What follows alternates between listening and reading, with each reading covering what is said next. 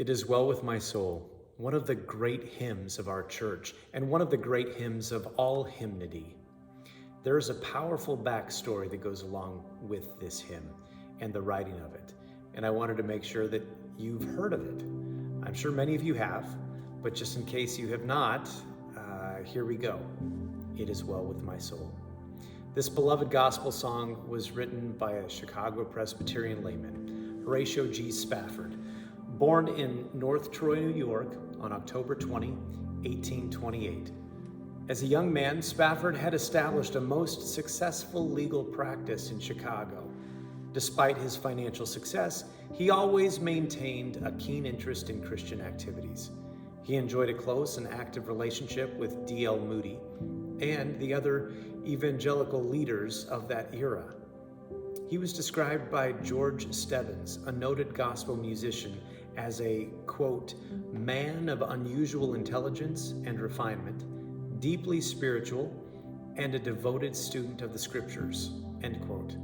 That's quite a description. Some months prior to the Chicago fire of 1871, Spafford had invested heavily in real estate on the shore of Lake Michigan, and his holdings were wiped out by this disaster. Just before this, he had experienced the death of his son. Desiring a rest for his wife and 4 daughters, as well as wishing to join and assist Moody and Sankey in one of their campaigns in Great Britain, Spafford planned a European trip for his family in 1873. In November of that year, due to unexpected last-minute business developments, he had to remain in Chicago, but he sent his wife and 4 daughters on ahead as scheduled on the SS Ville de Havre. He expected to follow in a few days. On November 22, the ship was struck by the Lochern, an English vessel, and sank in 12 minutes. Several days later, the survivors were finally landed at Cardiff, Wales, and Mrs. Spafford cabled her husband, quote, saved alone, end quote. Shortly afterward, Spafford left by ship to join his bereaved wife.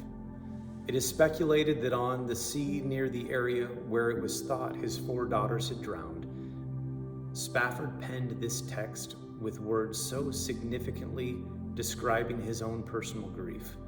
Quote, when sorrows like sea billows roll, end quote. It is noteworthy, however, that Spafford does not dwell on the theme of life's sorrows and trials, but focuses attention in the 3rd stanza on the redemptive work of Christ, and in the 4th stanza anticipates his glorious second coming. Humanly speaking, it is amazing that one could experience such personal tragedies and sorrows as did Horatio Spafford, and yet still be able to say with such convincing clarity, it is well with my soul.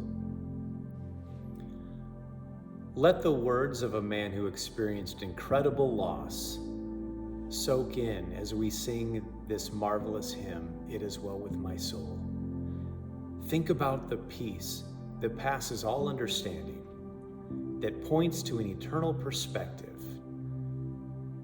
where nothing else matters except Jesus and our relationship with him.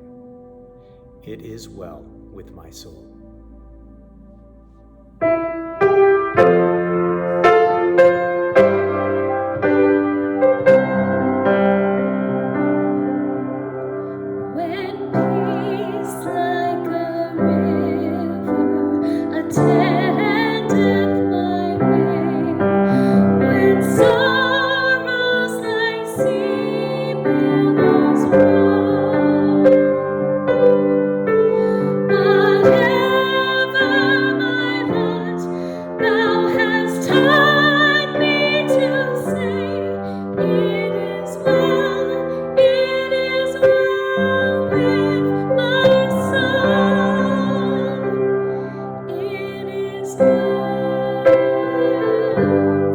With my soul,